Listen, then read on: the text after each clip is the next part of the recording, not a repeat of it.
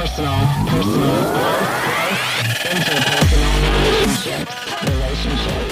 What's up?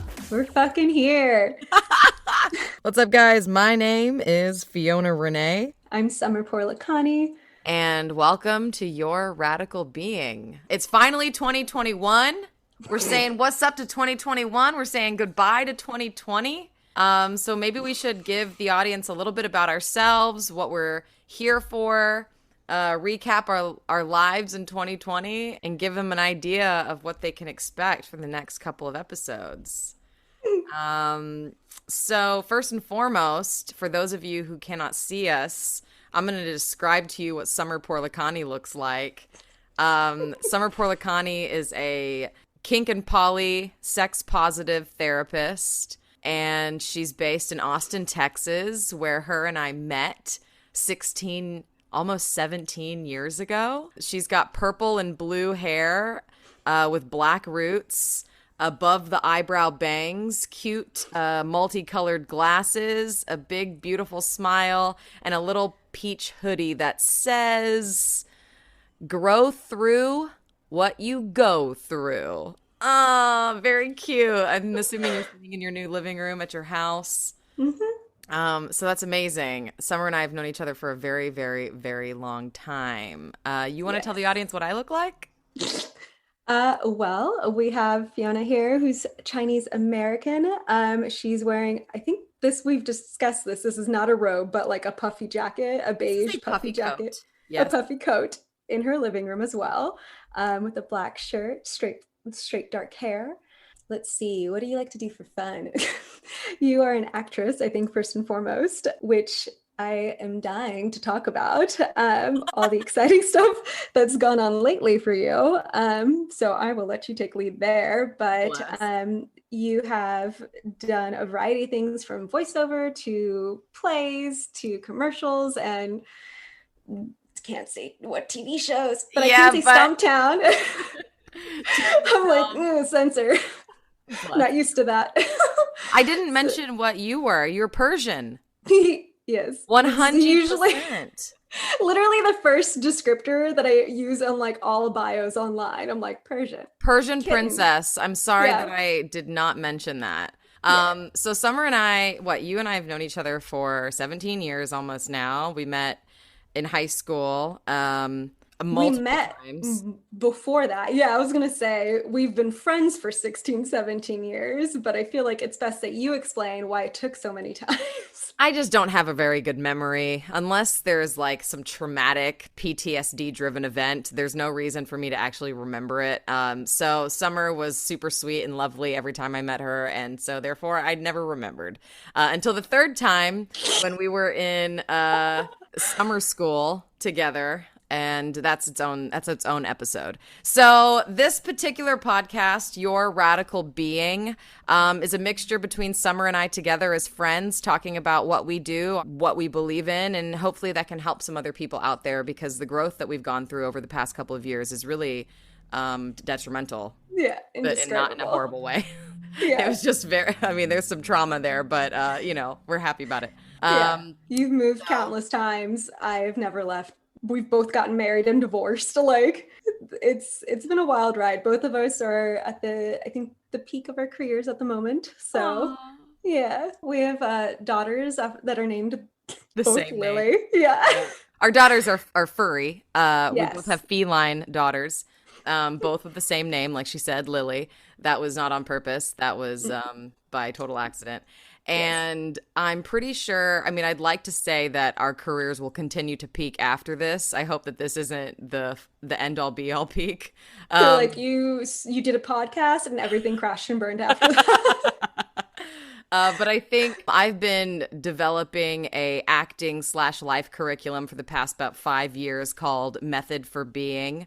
And Summer has been amazingly being a therapist. Would you say your main therapy outlook is about radical authenticity? Yeah, like people come to me for sex therapy or, my specific niche of like BDSM or non-monogamy. But in all of that, in whatever reason anyone comes to therapy, self-love and radical authenticity is what I preach. I did not just raise the roof. I did Yeah, re-raise the that's roof. okay. It's 1996. Little did anyone Yeah. know. Anyway, so your radical being came from Summer's radical authenticity and my method for being together in a little friendship baby here made just for you guys. So, welcome to our podcast. So, let's talk about 2020. Before we move on to some specifics, next episode and future episodes are going to consist of lots of sex, drugs, rock and roll, childhood trauma, I was secret. like, this sounds way cooler than it is. And then he said childhood trauma. And I was like, all right, more accurate. Yes. Yeah, yeah, yeah. I mean, what is sex, drugs, and rock and roll other than my childhood trauma? So I would assume, I would assume we want to start off with just saying goodbye to 2020. Yeah. Seriously. I mean, did you see the movie Death to 2020 on Netflix? I saw it last Oh, night after God. you recommended it. Oh God, that movie and Soul. Those were my. I heard that's a little intense, and I'm not ready for that right now. I'm like More just trying to intense than preserve. Death to 2020. I mean, emotionally, maybe. I don't Yeah. know. But I mean, we know me. Every Pixar movie, like the short before the movie has me like ugly crying. So considering how many people I've seen post about Soul, I'm like, we're going to have to wait for that until Mama's got a little bit more energy to spare with her tears. So, I mean, yeah, 2020 but was basically like a baby of those two films. Truly. oh, beautiful. Well, I mean, it is because it was just yeah. an emotional wreck where you realize that you're not in control of anything and you're just floating around in this Picasso-driven world. And that's a Soul reference. Plus the Death to 2020 film, which was all the actuality of the events that happened. I mean, Yeah. talk about a year of trauma. Yeah, no joke. When they did their little timeline, I was like, that was all in 2020. Right? And that wasn't even everything. But I know I've got some family in Oklahoma, some family in Texas where you are, Summer. I've got some family in Taiwan. And everyone's kind of handling things differently. But now that it's 2021, you think things are immediately changed or No, not at all. that's the view we have? Going forward, yes, more than backwards. But there was this thing I saw on Instagram the other day, which, you know, how many times are we going to say that going forward? But like, it was like 12 things that make you an empath. And I was like, all but one of them I checked off. And it was like strong desire for like human will or I don't fucking remember what it said. It was basically like whether you had any faith in humanity, but not worded that way. And I was like, oh no, that's not the one that I'm checking off. We've lost faith in humanity. Summer has lost faith in humanity over 2020. Yeah. I mean, I got sober in 2020. Yes, you did. And You so fucking did. Over 100 days now, man. yeah, we at like 111 days, 112 days now. So, and for me, I've noticed that 2020 was a year of people to fall or people to rise. Yeah. And if you fall, that's a great thing because your next step is to rise. So There's you're only kind of one way. Yeah, you're Yeah. kind of killing it no matter what, you guys. 2020 Yeah. is as much as we think that it might be like, you know, a lost cause and we have no hope and it's all over from here.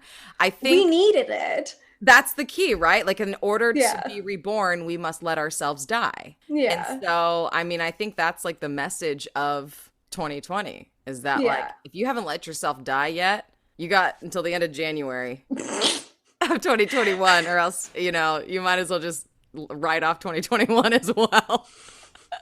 Yeah, no, like find a place that you are comfortable staying in for a while, like I just did. So Yeah, you moved. You moved yeah. out of your long time apartment. Yeah, the first place I moved, here's one Lily. Don't worry, guys. We will introduce our cats. Oh yeah, climbing up my body, Pattern view. probably every episode. But what was I saying? Moved. Oh, I moved. Yeah, it was the place I moved into when Ben and I separated, who is my, I guess, obviously my ex-husband. Cheers! I was like, Cheers to our ex-husbands. they are both so lovely. They are both so lovely. Yeah, I have so much love for your ex-husband. It's probably a little too much, but you know, Fair. Probably more than my I gift do. and curse. It was like loving too hard. But yeah, no, I grew into the person I am today in that apartment that I was in for 3.5 years. Like, I don't know the person anymore that moved into the place. She Yeah. long gone. Like, Bye. that doctor regenerated several times. Bye. So yeah. So but I am now in a two-story duplex, 3 bedrooms for me, my dog, and my cat. Oh my gosh, that is too much space for one tiny individual. For those Yes. of you that don't know, Summer's like 110 pounds and like 5'3". She's literally the size of my left thigh. It's kind of crazy that her space could fit 19,000 of her in it. But I think you need it. You've got an immune deficiency. So you've been heavily quarantined, very safe. Yeah, straight up solitary confinement. Yeah. Like the occasional masked and distant hangout, but like in the last few months, not even that. Like I let one person penetrate my bubble after some negotiating and some Just her space. bubble, just her Yeah, bubble. exactly. But yeah, no, I think like before that, it was like this summer was the last time I was around anyone maskless. The first person I was maskless around was you after you and I had both like hardcore Oh, yeah. quarantined for 2 months. And that We was a went thing, away. right? Let's talk about that. I mean, I'm sure a lot of people had some friendships really get questioned over 2020 because of of course, their beliefs on whether to mask, whether not to, whether or not they, should get vaccines, all of these kind of moral Political, unfortunately. opinions, Yeah. choices, beliefs that can really drive a hard line between relationships. That was this year. Oh So, yeah. I had a COVID breakup. Let's not forget that. Like, and I yeah. feel like our friendship really I mean, we've faced so many things together, but this was the year it's like we realized there's nothing we can't do. Yeah. Because I came Yeah. down there, I drove from California to Texas, and I was as careful as possible, but I did see a couple of people before I saw Summer. And, we were masked, but it was a scary ordeal. And you pushed yourself. I Yeah. mean, you Yeah. pushed yourself into not your comfort zone. You made yourself very uncomfortable so we could spend time together. Very not okay by the end of the trip. Yeah. Like, it was a little too much time with you, like outside of my house. Like, I love you, but yeah, basically what happened was Fiona decided to drive 30 hours with our other friend Austin. It's 30 hours, right, from Yeah, LA yeah, to about. Austin. Yeah, yeah. Came to Austin to go to a little tiny cabin getaway that I was supposed to take with the partner that I ended up breaking up with because of COVID. Like, yeah, like let's go to Wimberley after driving 30 hours. And so we went there for the weekend. And then that was probably when I should have like gone home. And then instead we went to the beach and stayed at your dad's best friend's condo Condo. Yeah. on the beach. That was And there I was did a not moment. leave. There Yeah. was a moment where you were like, I should probably end the trip now, but we're gonna keep going. Yeah, So yeah. I Summer like sat drove her. outside of the condo after we arrived, like in the car, just being like, do I take like a ride share? But that's crazy. Don't do that. Like, like what should I do? Should I stay? And then stayed and did not leave the condo whatsoever, And we basically. discussed whether or not you would drive yourself. And for some reason it would be a lot more fun. I mean, what's a road trip when people drive separate, you know? What's Yeah, that? yeah, What is that? yeah. So we were like, let's have more fun together.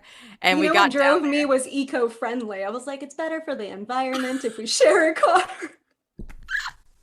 That was like what drove it for me Bless too. you. But your Yeah, immunity, your health, yeah, So we yeah. got down there, and I can be kind of a dick sometimes. I can be a little bit of a dick sometimes. She's nodding. She's doing a slight nod. She's not going to do a heavy nod out of respect, but yeah, I deserve the In a slight nod. kinky world, you're on the left side of the slash. Not saying that dominant people are assholes by any means, but when it comes to our power dynamic, I'm definitely the more, I don't want to say meek. Let's just, She's a bottom. I'm the, oh yeah, well, yeah. I was gonna be like follower. You're the leader, but yeah. Yeah, there was a moment where I was like, what the fuck, Summer?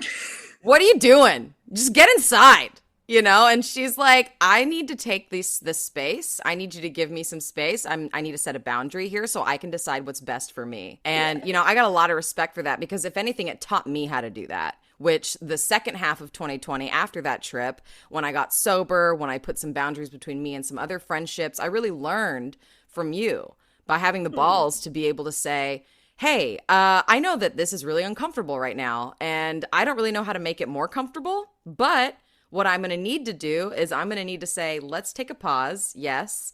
Let's take a pause and let me put down a boundary so I can decide what's best for me right now. Can you please respect that? And Yeah, that did not go very well, I think. it's hard. Yeah, It's you hard did to it, but it's not well received, like most of the time, often. Yeah. So, and that usually is an indicator that that's where you definitely needed boundaries, like, right? If based on someone how someone responds to it. Just like, thank you for proving my fucking point, and now we're just going to be uncomfortable. for a hot minute. Yeah. Yeah. Yeah. But I mean, I think that's a testimony or a testament to our relationship over the years, especially since, this past year of being able to kind of really learn how to set boundaries. And the minute you set that boundary with me, and I was like, oh, okay, whatever. And I went upstairs, 5 minutes later, 5 seconds later, I was like, okay, whatever she needs to do, whatever it Yeah. is that she needs to do for her, I support and I will back. And if that means I need to find her a taxi to go home or an Uber, or if that really means that I have to drive back, that's what that means. But we just have to be able to get to a place where we can discuss it. And no matter what, I support it. And Yeah. if I really want to take my trip and I really want to be at the beach, then I can take her back and I can come back. Yeah. At the end of the day, there's always another option for both parties to get what they need. It just might take a bit more time. Some But people the don't really. radical acceptance there is so fucking real. Like, I've seen so much support from the people in my life, especially you this year. Like, knowing each other as long as we have, like, I'm constantly like, what other friendship level up can we have? Like, like, is it even fucking possible at this point? And then, like, every year surprises us. And, the radical acceptance that I saw here was, yeah, I'm not going to cry on this episode, but I'm sure I will at some point, if not often. But yeah, no, you showed so much empathy. And so to take it back to the I lost faith in humanity, and yes, I'm a therapist who does not like humans, but like I think most of my clients know that though, because I am definitely not an optimist, even in our sessions. But I think that that's what we need. Like, America was never great, but America can get there if we have more empathy. That's everything. Yeah. Yeah, empathy is everything. And, a lot of people, my dad and I talked so often about the difference between empathy and sympathy. And even Austin, the one that went with us to the coast, him and I and another friend sat down to have boba one day and play board games. And that person really was able to say, I have sympathy for you, but I need to understand so that I can have empathy. It's a weird catch-22. I need to have empathy so I can understand. I need to understand so I can have empathy. Which comes first, the chicken or the egg? But there's actually an answer, I feel like. Empathy comes with trust. And trust comes with not needing to understand or know. Yeah. It's about the unknown. It's about going, I don't know, but I still trust. And that is and I the still bridge. support you. What do Yeah. you need? Like, I think we look for solutions so much that we don't even ask the questions. Like, I am the worst person to talk to about death and grief. And then, the best thing that I can only ever come up with is like, I don't know what that's like, or I don't know what to say. And then just like embracing that, because there have been times where I've avoided being there for someone because I'm like, I surely am not going to be the person that can best comfort them. I don't have the words.